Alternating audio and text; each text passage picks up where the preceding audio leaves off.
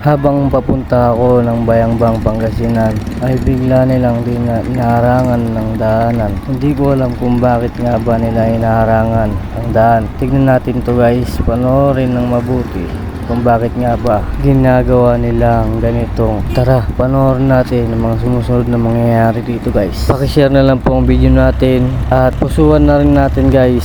Follow po sa aking page.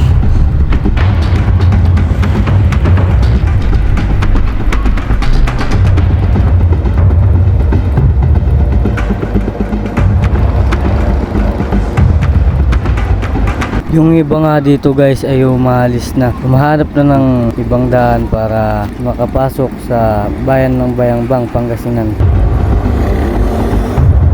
Ayan mga guys, sumusunod na nga silang lumiligo at susundan nila yung isang umalis na maghahanap ng ibang daan.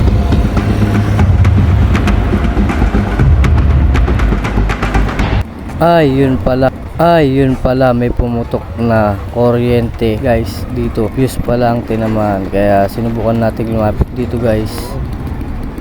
Ang akala ko dito guys ay doon na nagtatapos, pero hindi pa pala. Meron pa mangyayaring mas malala dito guys. Panoorin din hanggang matapos ang video guys.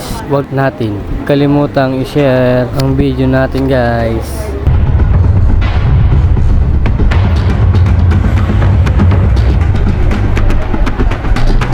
Dito na nga may dumarating na ambulansya na pinakahihintay ng lahat.